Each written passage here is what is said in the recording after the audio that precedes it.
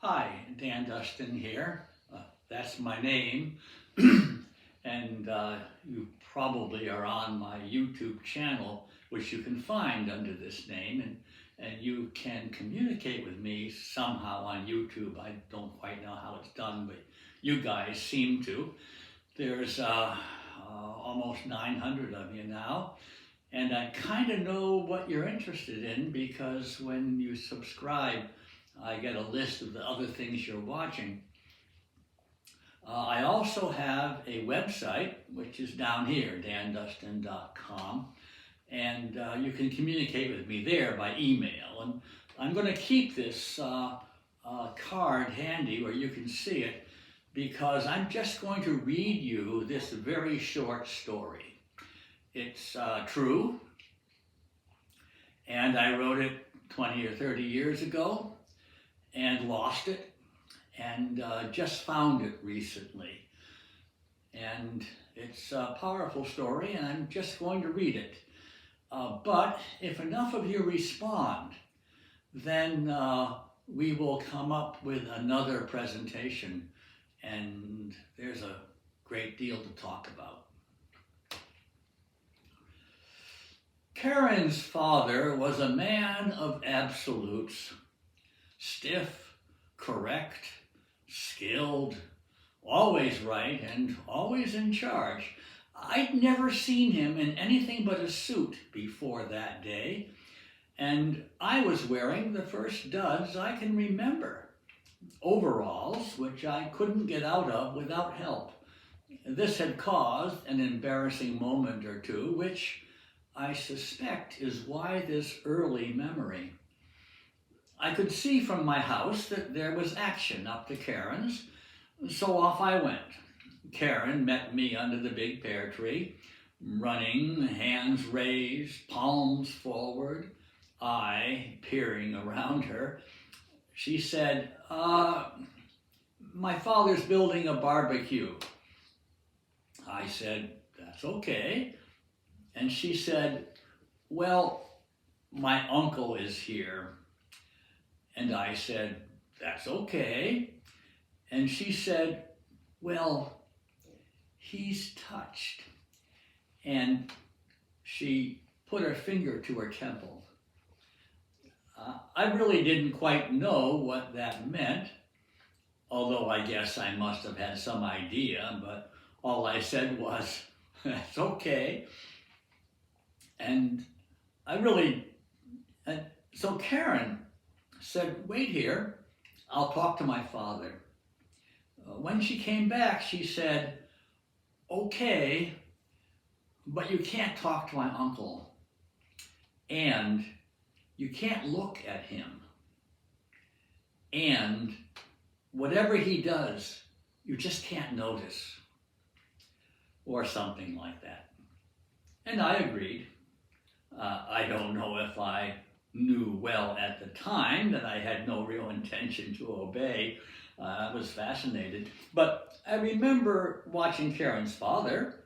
The barbecue was all done, and he had this little narrow bent trowel, which he was using to work away at the mortar between the bricks, making it concave as one does, cleaning up the last few courses and making it nice.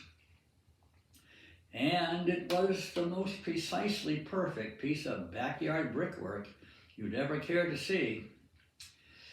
Then my attention was drawn to the mortar box, where his brother was working with equal precision.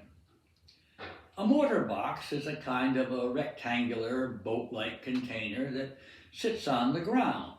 In those days, you needed to mix your own mortar, sand, Portland cement, lime, and water. These elements were mixed together in the mortar box. And this was a beautiful mortar box.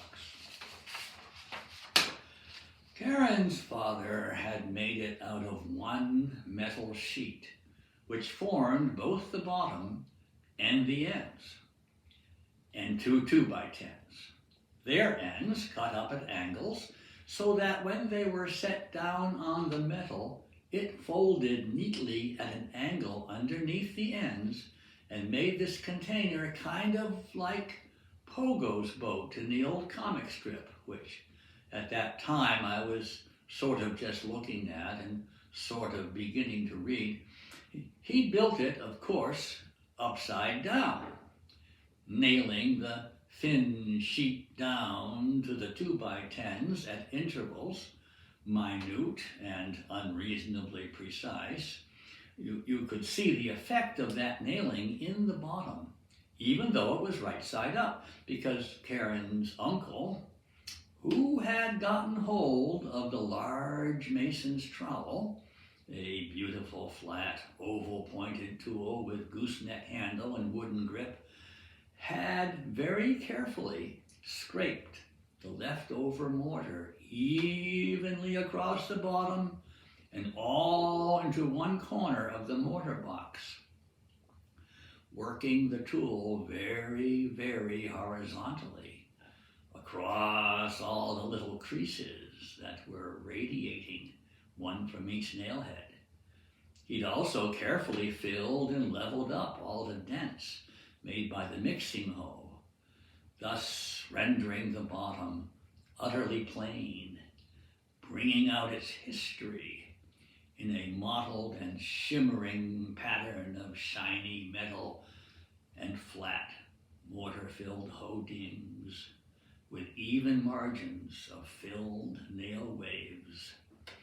He had made a perfectly smooth slope on the surface of this extra mortar, which he had formed ever so evenly into one corner of his brother's beautiful mortar box with his brother's fine trowel. And he was in the process of discovering that marvelous relationship between cement and water.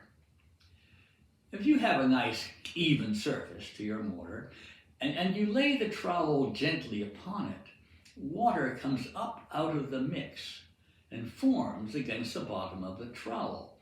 This has something to do with surface tension. The longer you pat away at it and the more unified the water becomes within the mix until you can almost conjure water out of mortar. And Karen's uncle had been conjuring to the point where he had this water just about ready to sit up and beg.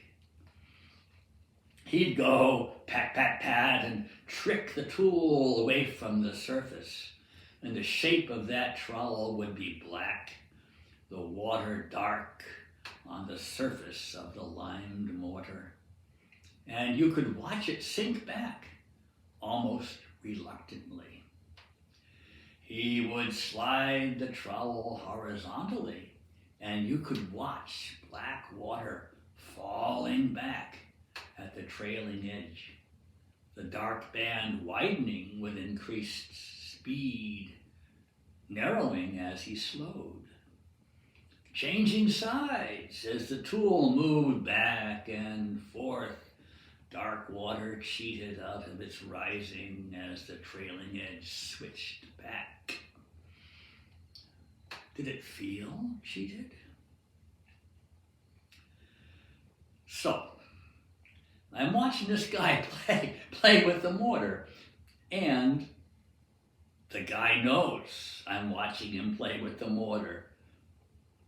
So, now we're playing with the mortar. No eye contact, no words, no nothing.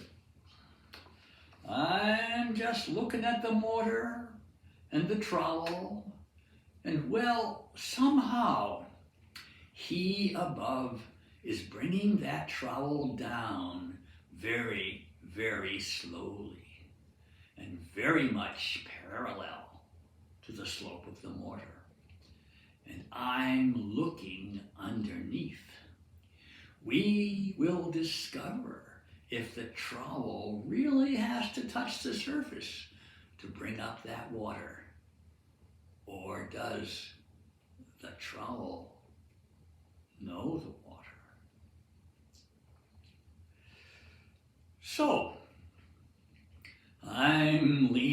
over the edge of this mortar box, bent over that 2x10, and I have my left ear right down on the tin, working it down into one of those mortar-filled hodings in my effort to get my left eyeball as low as possible. My right eye is closed. My left ear feels the sting of lime, and I'm looking straight up the slope of that mortar.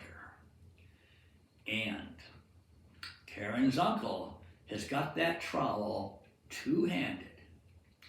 Right hand on the handle, and just the nail of the first finger of his left hand on the very tip, bringing that tool down more and more slowly. And he's coming closer and closer, and I'm looking harder and harder, and I am grabbed two-handed by the waistband and crossed straps of my overalls and lifted up out of that mortar box and, still bent, turned and carried straight out past the big pear tree. No words, no nothing. Set on my feet and propelled stumbling in the direction of my house. But it was too late.